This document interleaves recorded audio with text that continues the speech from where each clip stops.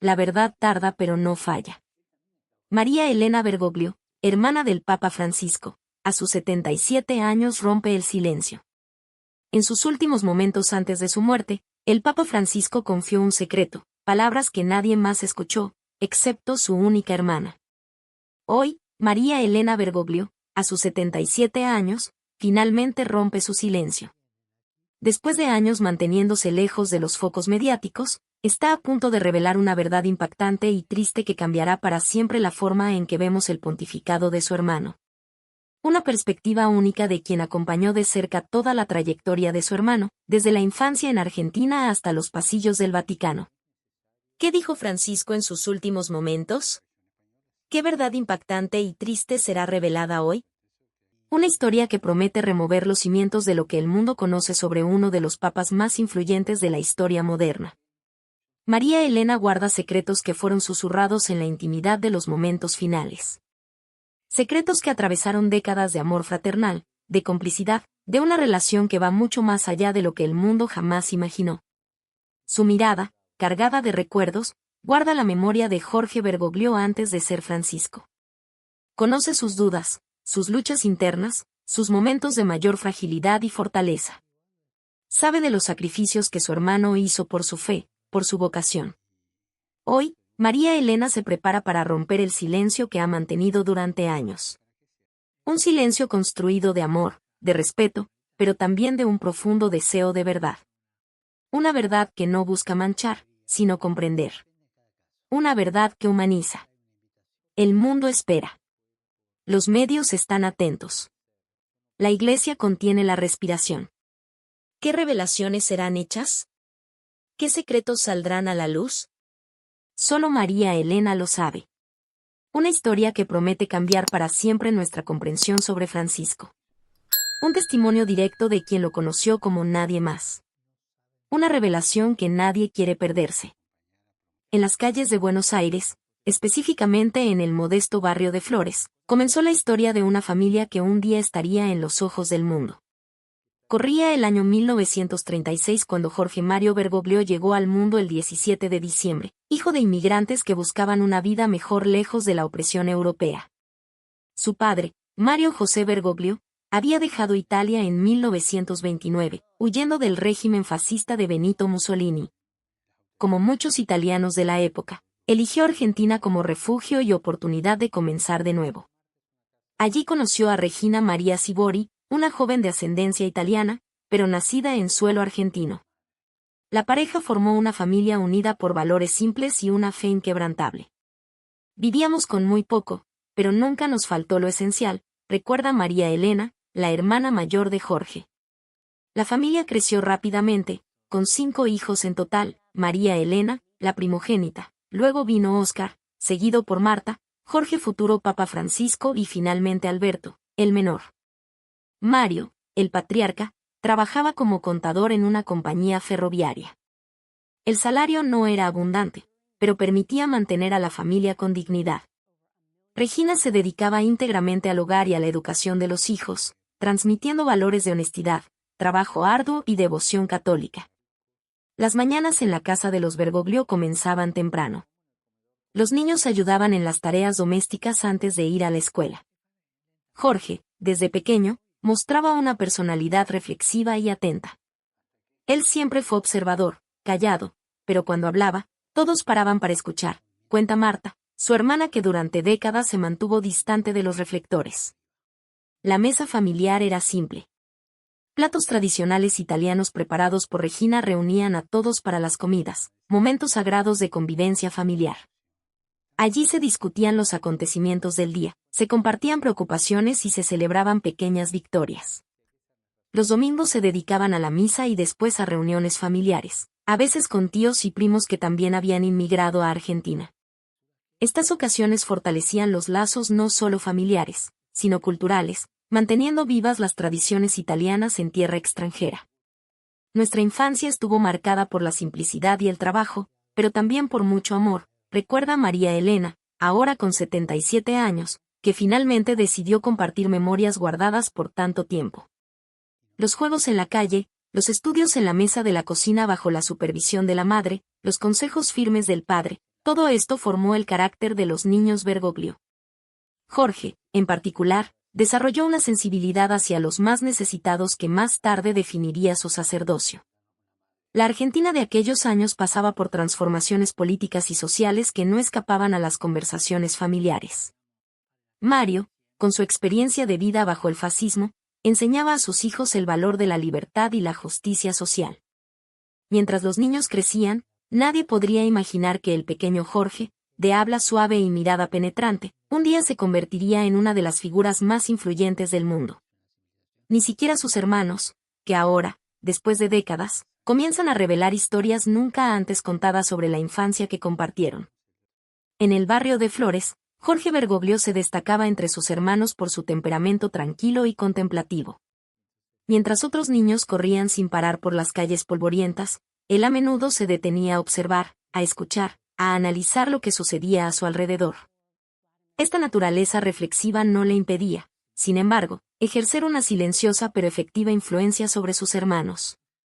María Elena recuerda cómo Jorge, incluso siendo uno de los hermanos menores, tenía una capacidad natural para unir a la familia en momentos difíciles.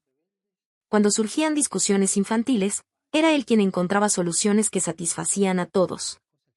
Esa habilidad para mediar se manifestó desde temprano, como un indicio de líder que llegaría a ser. La adolescencia de los Bergoglio estuvo marcada por un dolor profundo. Alberto, el hermano menor, falleció prematuramente, dejando un vacío irreparable en el corazón de la familia. Jorge, entonces con apenas 15 años, asumió responsabilidades que sobrepasaban su edad. Se convirtió en el apoyo emocional de sus padres y hermanas, mostrando una madurez inusual para su edad. En aquellos días de luto, Jorge comenzó a llevar siempre una pequeña Biblia en el bolsillo de su camisa. Era algo poco común para un joven de su edad en Buenos Aires. Sus amigos lo notaban, pero él nunca hacía alarde de su fe. Leía pasajes en silencio durante los descansos en la escuela o en el tranvía de camino a casa. En la escuela técnica donde estudiaba química, Jorge se destacaba por su inteligencia aguda y su curiosidad insaciable. Los profesores notaban cómo hacía preguntas que iban más allá del plan de estudios, buscando conexiones entre diferentes áreas del conocimiento. No era el estudiante que memorizaba fórmulas, sino el que quería entender los principios detrás de ellas. Al terminar sus estudios secundarios, comenzó a trabajar como técnico en un laboratorio químico.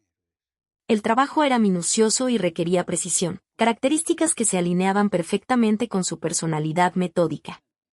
Sus compañeros lo respetaban por su dedicación y honestidad.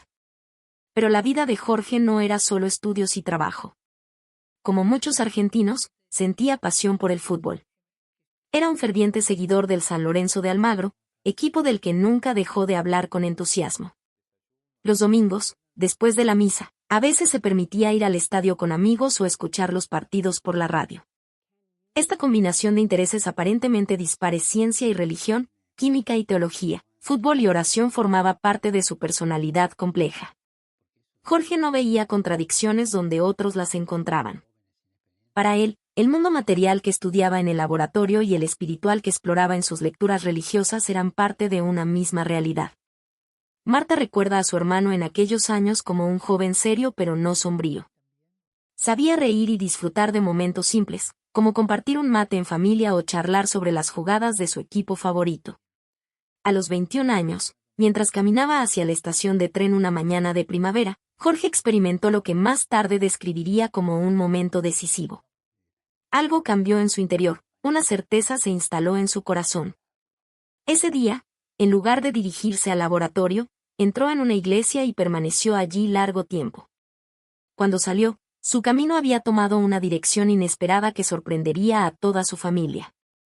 El 11 de septiembre de 1953 marcó un antes y un después en la vida de Jorge Bergoglio. Aquel día, con 21 años recién cumplidos, caminaba por las calles de Buenos Aires sin imaginar que el destino lo aguardaba en una esquina. Algo lo impulsó a entrar en la iglesia de San José de Flores, un templo que había visitado innumerables veces pero que ese día parecía llamarlo con particular insistencia. Jorge decidió confesarse. Lo que ocurrió durante esa confesión quedó grabado en su memoria como el momento en que su vida cambió para siempre. Según relataría años después a sus hermanos, sintió una claridad inusual, como si de repente pudiera ver el camino que debía seguir. El sacerdote que lo atendió aquel día nunca supo que estaba hablando con quien un día llegaría a ser el Papa. María Elena recuerda con precisión cuando Jorge llegó a casa ese día. Su expresión era diferente, había una serenidad nueva en sus ojos.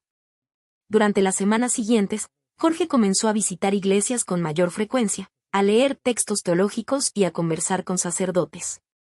La decisión no fue inmediata ni impulsiva. Durante casi 5 años, Jorge continuó trabajando en el laboratorio mientras maduraba su vocación. Esta etapa de discernimiento fue fundamental para confirmar que su llamado era genuino y no una emoción pasajera. Cuando finalmente comunicó a su familia su decisión de ingresar al seminario, las reacciones fueron diversas. Su madre, Regina, pareció intuir desde siempre que su hijo tenía un camino espiritual por delante y acogió la noticia con serena alegría. Su padre, Mario, más pragmático, se mostró inicialmente preocupado por el futuro profesional de Jorge, aunque respetó profundamente su decisión. El 11 de marzo de 1958, Jorge Bergoglio cruzó las puertas del seminario de la Arquidiócesis de Buenos Aires. Tenía 21 años y dejaba atrás una prometedora carrera como químico para adentrarse en un mundo completamente nuevo.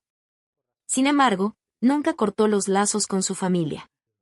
Cada semana, sin falta, escribía cartas detalladas contando su experiencia en el seminario. Marta conserva algunas de estas cartas, donde Jorge compartía sus reflexiones, dudas y descubrimientos con un lenguaje sencillo pero profundo. Cuando obtenía permiso, visitaba la casa familiar, donde participaba de las comidas y charlas como si nunca se hubiera ido. Fue durante estos primeros años de formación cuando Jorge descubrió su afinidad con la Compañía de Jesús. La espiritualidad ignaciana, con su énfasis en el discernimiento y el servicio, resonaba profundamente en él. Los jesuitas, conocidos por su rigor intelectual y su compromiso con la educación, representaban todo lo que Jorge valoraba. La decisión de unirse específicamente a los jesuitas supuso un paso adicional en su camino vocacional. El 11 de marzo de 1958 ingresó oficialmente al noviciado jesuita en Chile, iniciando un periodo de formación aún más exigente. Sus hermanos notaron cómo Jorge iba transformándose gradualmente. Su natural introversión daba paso a una creciente capacidad para conectar con los demás desde un lugar de profunda empatía. Las cartas que enviaba reflejaban una madurez espiritual en constante evolución. Mientras tanto, en la casa familiar, su habitación permanecía intacta. Su madre conservaba sus libros, sus pocas pertenencias y la camiseta del San Lorenzo colgada tras la puerta, como esperando su regreso. Los años entre 1976 y 1983 representaron uno de los periodos más oscuros en la historia argentina. El golpe militar que derrocó al gobierno de Isabel Perón instauró un régimen de terror sistemático. Desapariciones forzadas, torturas y asesinatos se convirtieron en prácticas habituales del Estado. En este contexto turbulento, Jorge Bergoglio, entonces con 40 años y ya provincial de los jesuitas en Argentina, enfrentó decisiones que décadas después seguirían generando controversia. Años después de estos eventos, cuando Jorge ya era el Papa Francisco, surgirían acusaciones sobre su supuesto silencio frente a las atrocidades del régimen. Algunos lo señalaron por no haberse pronunciado públicamente contra la dictadura, sugiriendo incluso complicidad con el poder militar. María Elena, ahora a sus 77 años, rompe décadas de silencio para defender a su hermano y revelar una verdad que pocos conocen. Según su testimonio, lejos de permanecer pasivo, Jorge organizó una red clandestina de protección utilizando la estructura de la iglesia. La casa parroquial donde trabajaba Jorge se convirtió en un punto de tránsito secreto para perseguidos políticos. Documentos falsos, rutas de escape y escondites temporales eran coordinados desde allí con extrema discreción. Jorge entendió que una denuncia pública habría resultado en la destrucción inmediata de esta red de ayuda, poniendo en mayor peligro a quienes intentaba proteger.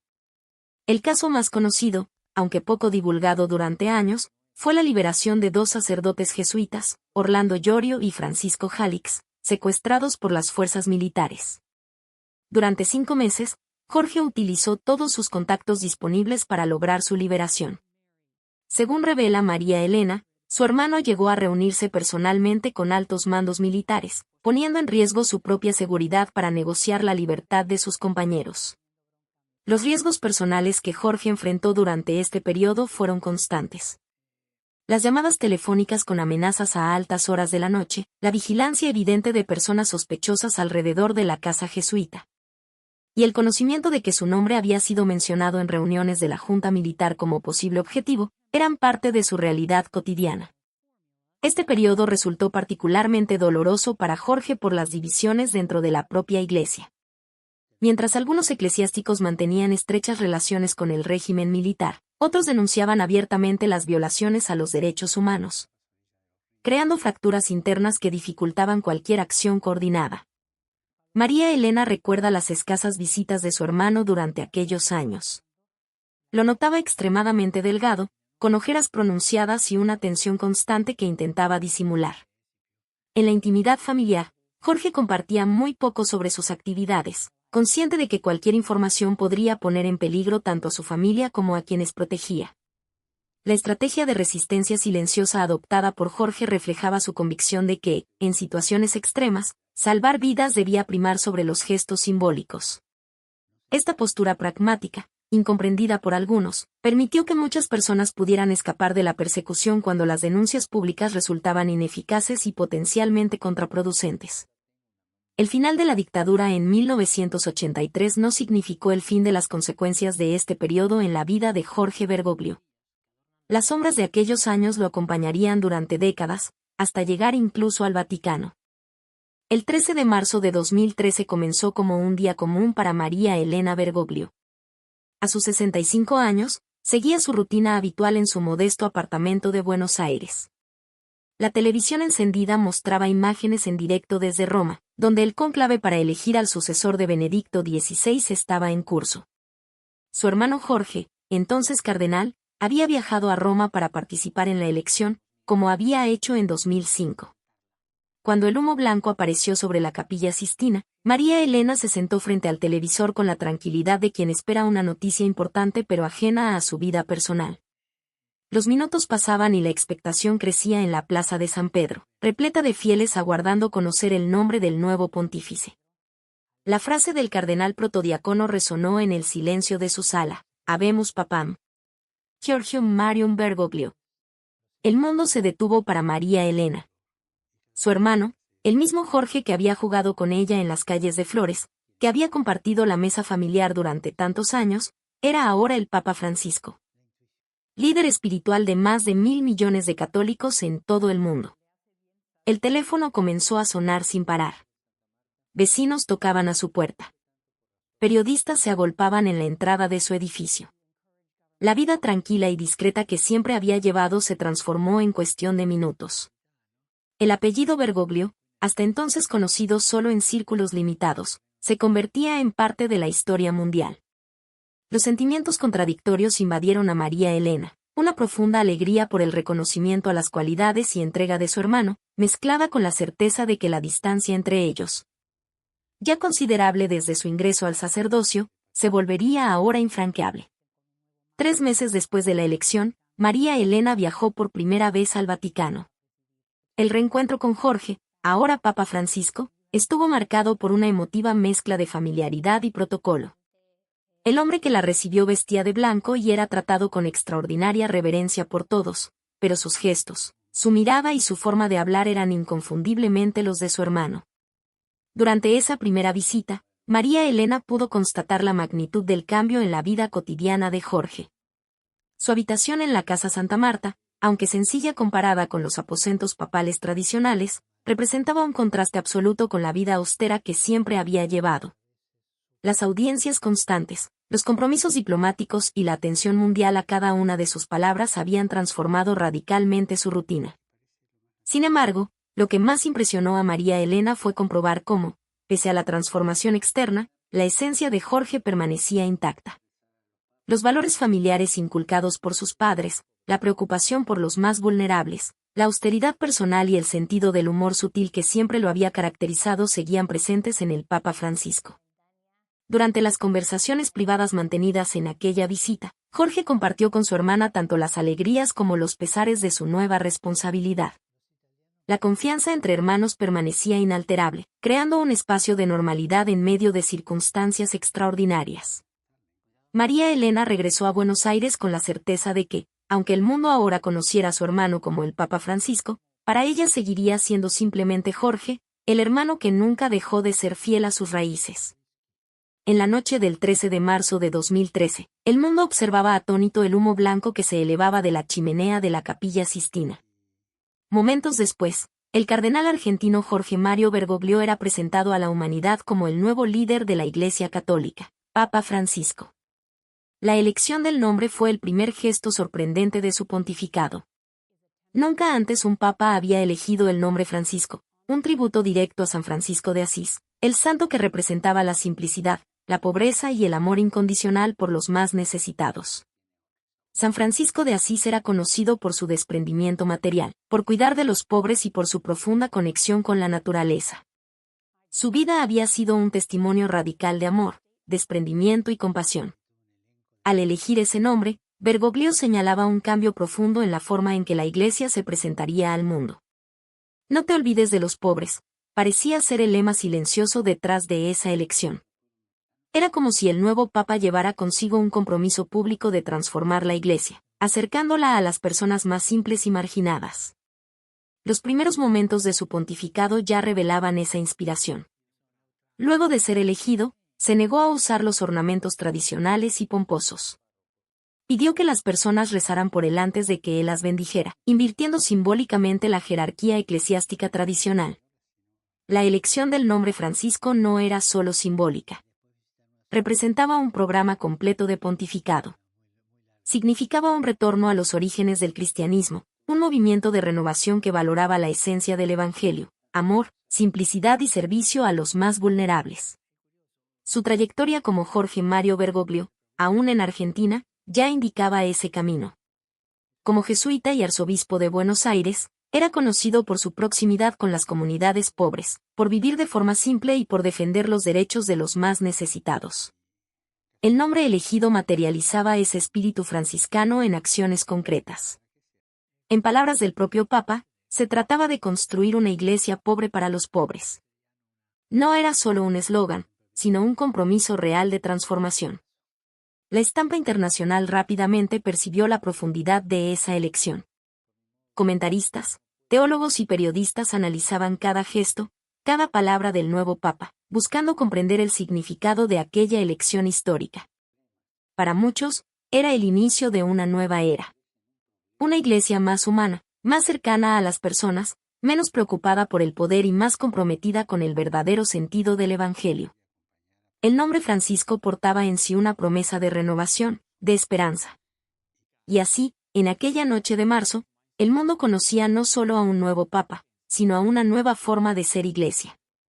Una forma inspirada en el Santo de Asís, que veía en cada persona a un hermano, en cada necesitado a un prójimo por amar y respetar. El silencio había sido su compañera durante décadas.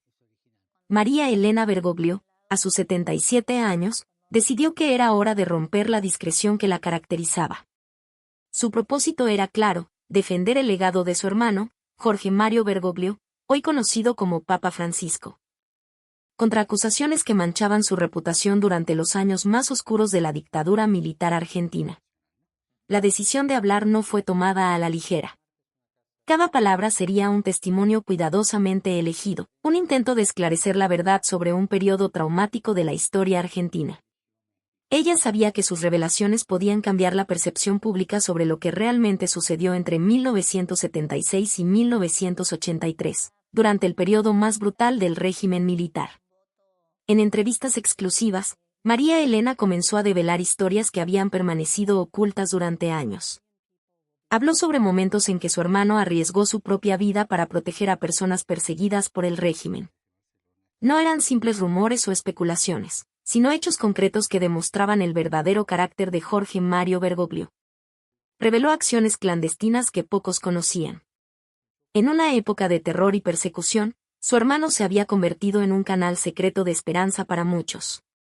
Ayudaba a sacerdotes, activistas y familias enteras a escapar de la represión, utilizando a menudo su influencia dentro de la iglesia para salvar vidas. Recordó momentos en que Jorge Mario escondía personas en parroquias, proporcionaba documentos falsos y articulaba rutas de escape para aquellos que eran cazados por la dictadura. No se trataba de heroísmo ostentoso, sino de un compromiso silencioso con la dignidad humana. María Elena defendió a su hermano contra acusaciones de connivencia con el régimen militar. Trajo a la luz testimonios de personas que fueron personalmente ayudadas por él, documentos que comprobaban su resistencia, momentos en que arriesgó su propia seguridad para proteger a los más vulnerables. Su narrativa iba más allá de la defensa personal. Era un compromiso con la memoria histórica, un esfuerzo para que la verdad prevaleciera sobre versiones distorsionadas del pasado. Cada revelación era como una pieza de un rompecabezas complejo, reconstruyendo la integridad moral de su hermano. El legado de compromiso con los pobres y oprimidos no era algo nuevo para la familia Bergoglio. Desde su juventud, Jorge Mario demostraba una profunda preocupación social que iba mucho más allá de las palabras. María Elena recordaba cómo él siempre priorizaba a los más necesitados, mucho antes de convertirse en papa. Su decisión de hablar representaba más que una defensa personal. Era un acto de responsabilidad histórica. Sabía que sus palabras tenían el poder de esclarecer momentos oscuros, de dar voz a aquellos que fueron silenciados durante años de represión. Con determinación en sus ojos y firmeza en sus palabras, María Elena completó su testimonio. No buscaba reflectores ni reconocimiento. Quería simplemente que la verdad sobre su hermano fuera conocida, que su legado de coraje y compasión prevaleciera sobre cualquier acusación infundada. El mundo estaba a punto de conocer una historia que pocos imaginaban. La relación entre María Elena y Jorge trascendía cualquier título o exposición pública. Incluso con Jorge Mario siendo ahora el Papa Francisco, para ella seguía siendo simplemente su hermano, aquel con quien compartía recuerdos, secretos y una complicidad construida a lo largo de décadas. La comunicación entre ellos se había desarrollado como un lenguaje silencioso, casi telepático. No necesitaban muchas palabras para entenderse. Una mirada, un gesto, una breve mención eran suficientes para compartir mundos enteros de significado. Esta conexión iba mucho más allá de los protocolos formales del Vaticano o de las expectativas públicas. En tiempos de mensajes instantáneos y comunicación digital, ellos mantenían viva una tradición familiar, las cartas manuscritas. Jorge enviaba cartas escritas a mano, con su caligrafía característica, repletas de detalles íntimos y recuerdos. María Elena guardaba cada una de ellas como verdaderos tesoros, documentos vivos de su conexión fraterna. Las conversaciones entre ellos raramente giraban en torno a grandes eventos mundiales o asuntos religiosos. Preferían hablar sobre valores fundamentales, recordar antiguos vecinos de Buenos Aires, rememorar tradiciones familiares que los conectaban con sus raíces. Eran momentos de pura simplicidad, donde el Papa Francisco desaparecía y restaba únicamente Jorge, el hermano. En los encuentros en el Vaticano, cuando las formalidades cedían lugar a la intimidad familiar, María Elena veía más allá de la figura pública. Observaba los pequeños gestos, las expresiones familiares, los momentos de cansancio que el protocolo no dejaba transparecer. Para ella, aquellos instantes revelaban al ser humano detrás de la sotana blanca. Contaba historias de infancia, recordaba travesuras compartidas, momentos de dificultad de la familia. Jorge siempre escuchaba con atención, dejando traslucir una sonrisa de complicidad. Incluso siendo líder de millones de católicos, para su hermana seguía siendo aquel niño de Buenos Aires, sensible y comprometido con los más pobres. El vínculo fraternal representaba un ancla de normalidad en la vida del Papa. En un mundo de reflectores y expectativas globales, María Elena lo reconectaba con sus orígenes, con la simplicidad de su familia, con la esencia de quien realmente era. Cada encuentro era un respiro, un momento de verdadera humanidad. En los intervalos entre los compromisos oficiales, Jorge reservaba tiempo precioso para su hermana. Conversaban sobre la familia, sobre la salud de parientes cercanos, sobre los recuerdos que solo ellos dos compartían. Eran momentos sagrados, lejos de cualquier protocolo o expectativa externa. La complicidad entre ellos resistía a todo. Distancia, fama, responsabilidades globales nada podían contra el amor fraternal construido a lo largo de décadas. María Elena continuaba siendo su confidente, su referencia más cercana, aquella que lo veía más allá de cualquier título o función. Para el mundo, él era el Papa Francisco. Para ella, siempre sería Jorge, su hermano amado. Un hombre simple que cargaba el peso de una responsabilidad global, pero que nunca perdió la esencia de quien siempre fue, un hijo de inmigrantes, un sacerdote comprometido, un ser humano profundamente sensible. El vínculo fraternal permanecía intacto, resistiendo cualquier transformación externa. En la mañana del 21 de abril de 2025, el mundo se detuvo. A las 7:35, hora de Roma, Jorge Mario Bergoglio partió en paz, en el silencio de la Casa Santa Marta, su residencia en el Vaticano. El pontífice que revolucionó la Iglesia Católica en el siglo XXI dejaba este mundo de la misma forma como vivió, con simplicidad, serenidad y profunda dignidad. Para millones de católicos esparcidos por el planeta, él era el Papa Francisco, líder espiritual que transformó la Iglesia.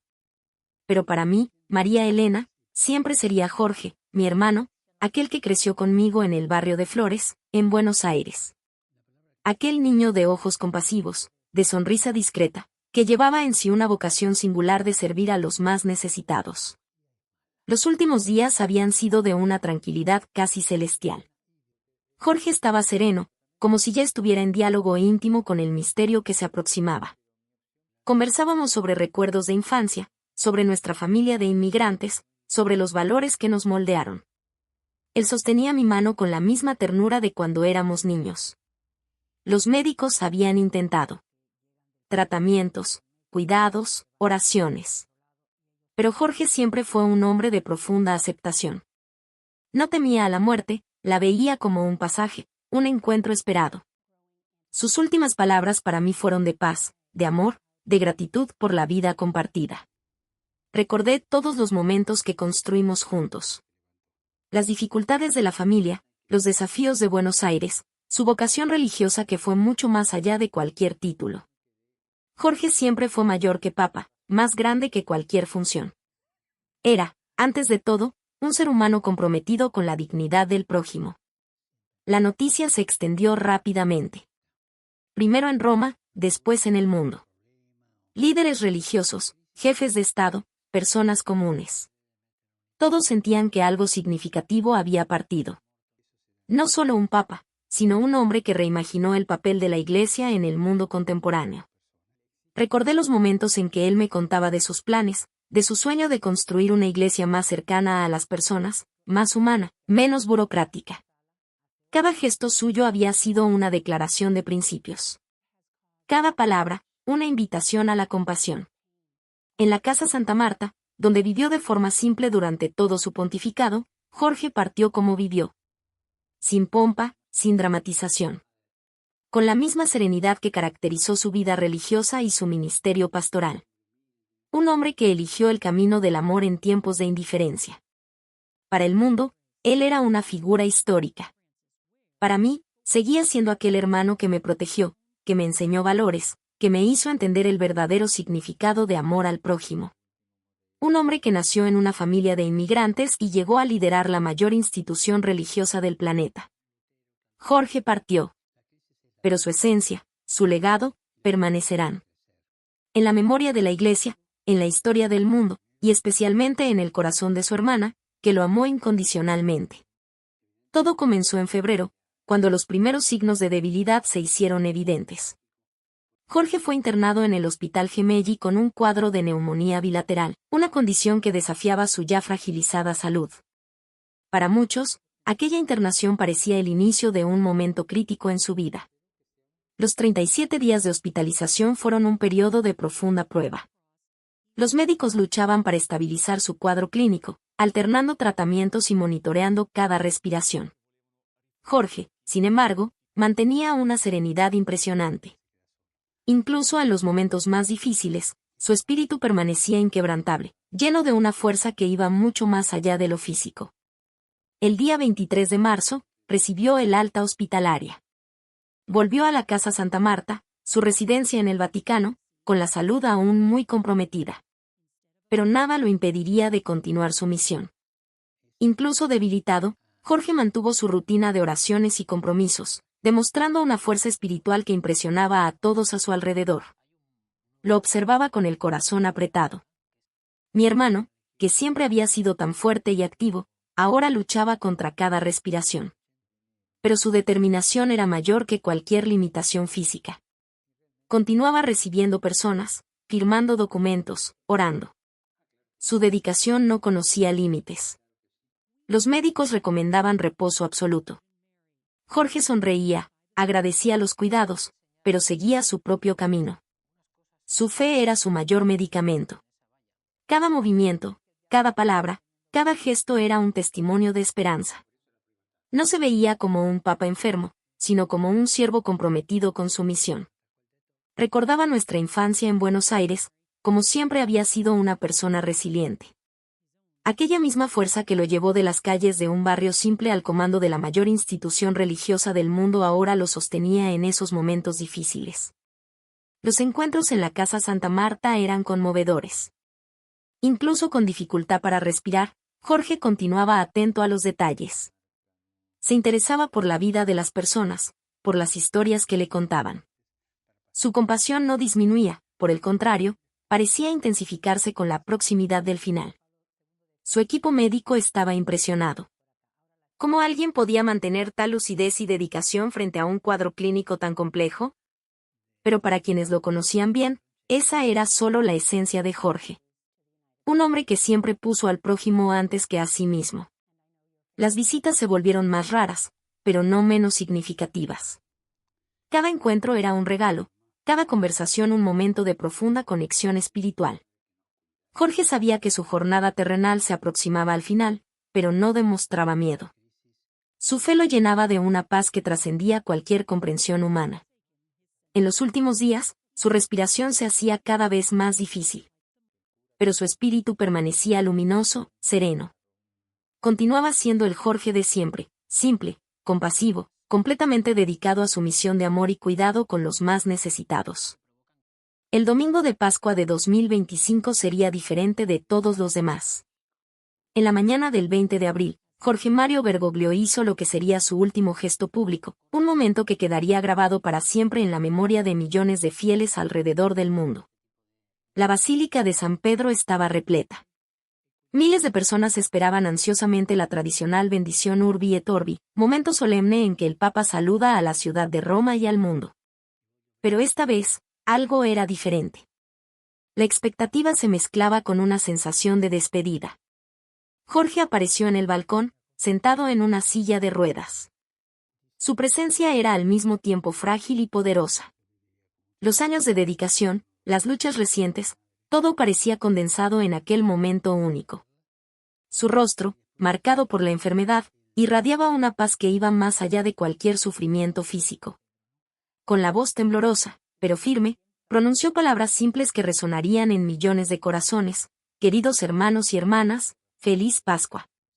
Fueron pocos segundos, pero cargados de una profunda significación espiritual. Después, con un gesto discreto, delegó la lectura del mensaje tradicional a uno de sus colaboradores. Para quien lo conocía bien, aquel era un gesto de despedida. No solo una bendición pascual, sino un último abrazo simbólico a la humanidad. Jorge siempre fue un hombre de gestos, más que de palabras. Aquella aparición silenciosa decía más que cualquier discurso extenso. Recordé nuestra conversación en la víspera. Estaba sereno, como si ya estuviera en diálogo con el misterio que se aproximaba. Hablamos de nuestra infancia, de nuestra familia de inmigrantes, sobre los valores que nos moldearon. Sostenía mi mano con la misma ternura de cuando éramos niños. Los fieles presentes percibieron la fragilidad, pero también la fuerza extraordinaria que emanaba de aquel hombre. No era solo un papa enfermo, sino un pastor que continuaba guiando su rebaño hasta el último momento.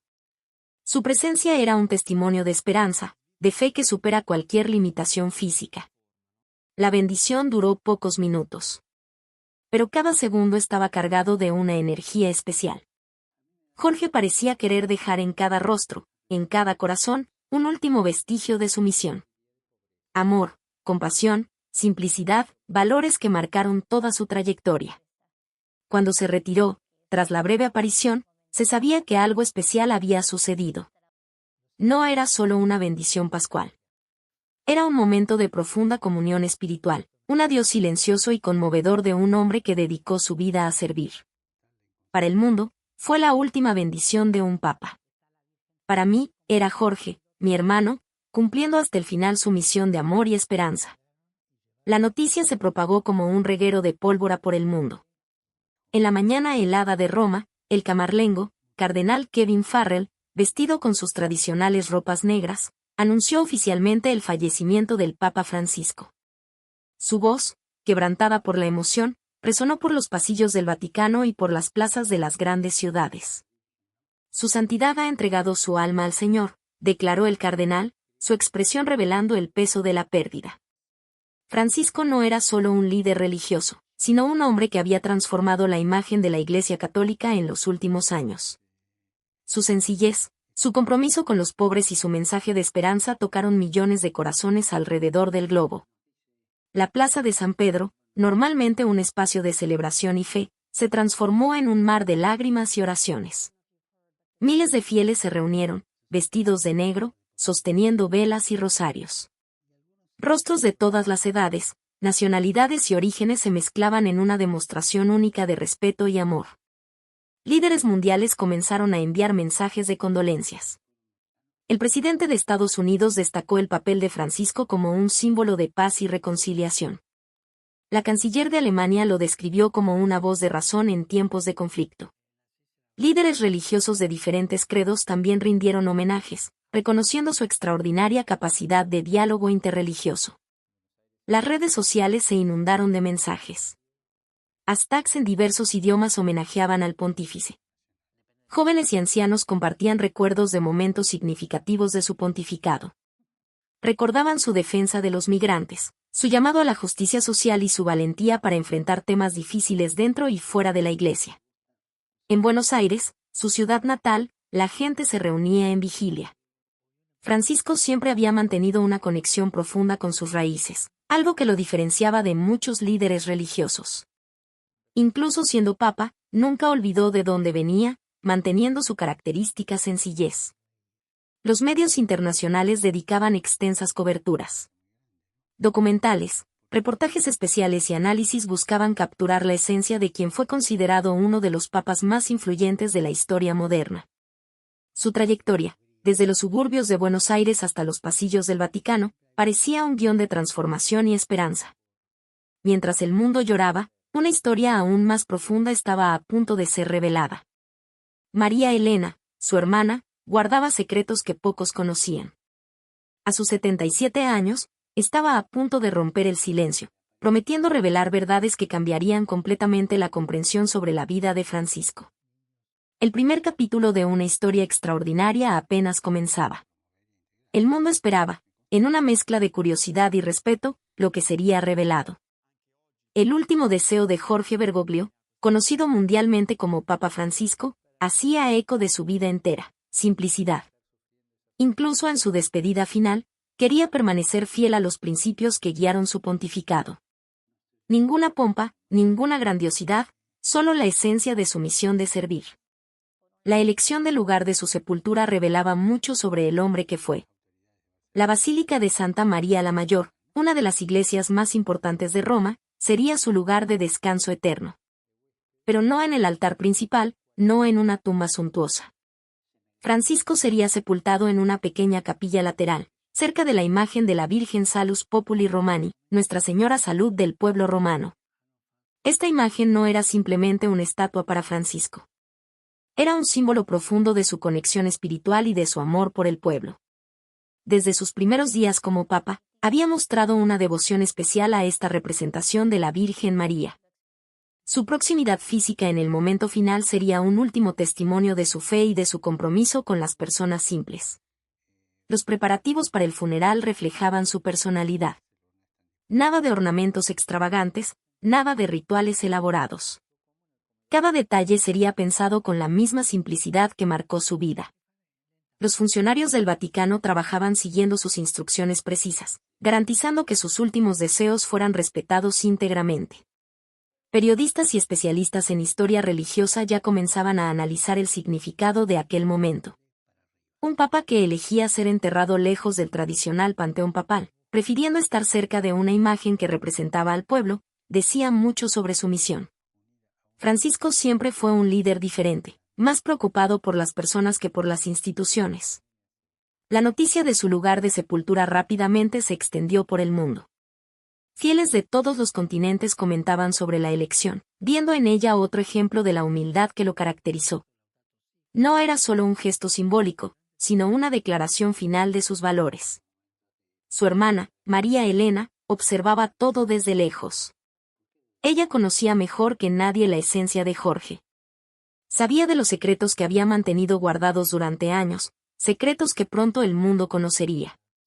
Secretos que explicarían mucho sobre la trayectoria extraordinaria de su hermano. El funeral sería una celebración, no de pompa, sino de vida. Una vida dedicada a los más pobres, a los marginados, a aquellos que muchas veces son olvidados por la sociedad. Cada detalle del sepelio sería un tributo final a su misión de amor y servicio. El mundo aguardaba el momento. Y María Elena sabía que estaba a punto de revelar una historia que cambiaría para siempre la comprensión sobre el hombre que el mundo conocía como Papa Francisco. El mundo aún sentía el vacío dejado por la partida de Jorge Bergoglio. Pero su legado era más grande que cualquier ausencia. Francisco había plantado semillas de esperanza que continuarían germinando mucho más allá de su vida terrenal. Su trayectoria era un testimonio vivo de compasión y coraje. Desde los suburbios de Buenos Aires hasta los pasillos del Vaticano, nunca abandonó su esencia. La simplicidad fue su sello distintivo, un faro que iluminó los rincones más olvidados de la sociedad. Cada gesto, cada palabra, cada decisión estaban movidos por un profundo compromiso con los marginados. La iglesia que él soñaba era radicalmente diferente. No una institución distante y opulenta, sino un abrazo acogedor para todos. Especialmente para aquellos que el mundo muchas veces ignora, los pobres, los refugiados, los excluidos. Su visión transformó la percepción global sobre el papel de la Iglesia en el siglo XXI. María Elena observaba ese legado con una mezcla de orgullo y emoción. Ella conocía a Jorge como pocos. Sabía de su jornada íntima, de las luchas que libró en silencio, de los sacrificios que hizo en nombre de su fe. Recordaba las largas conversaciones de la infancia, los momentos de duda y certeza que moldearon su vocación. Los jóvenes eran especialmente tocados por su ejemplo. En un mundo marcado por el individualismo, Francisco predicaba la solidaridad. Hablaba de amor concreto, no de palabras vacías. Defendía los derechos humanos con un coraje que trascendía fronteras religiosas o geográficas.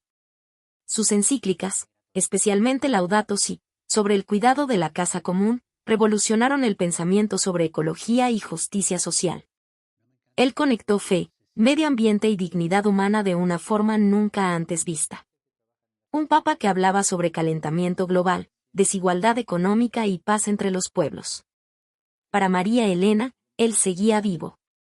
Vivo en los recuerdos de la infancia, en las cartas que intercambiaron a lo largo de los años, en la fe profunda que compartían desde pequeños. Vivo en las historias que pronto contaría, revelaciones que cambiarían la comprensión del mundo sobre su hermano. El legado de Francisco era como una llama que no se apagaba. Inspiraba a sacerdotes a salir de sus zonas de confort, incentivaba a los laicos a practicar una fe comprometida con la transformación social. Su ejemplo mostraba que la verdadera espiritualidad se manifiesta en el cuidado concreto del otro. El mundo aguardaba. María Elena sostenía los secretos que pronto serían revelados, secretos que darían una nueva dimensión a la historia de un hombre que cambió el rostro de la Iglesia en el siglo XXI. Esta revelación impactante de María Elena Bergoglio nos muestra un lado completamente desconocido del Papa Francisco y nos hace reflexionar sobre el peso de las verdades que cargamos. Ahora conoces lo que pocos sabían sobre la vida y los últimos momentos del pontífice. ¿Qué te pareció esta revelación sorprendente? Deja tu comentario abajo y comparte tus impresiones. No olvides activar el timbre de notificaciones y suscribirte al canal para no perderte nuestras próximas revelaciones exclusivas sobre los bastidores del Vaticano y otras figuras importantes. Si este contenido te fue útil, deja tu like y comparte con amigos y familiares que también puedan interesarse por esta historia impactante. Hasta el próximo video. La verdad siempre encuentra su camino.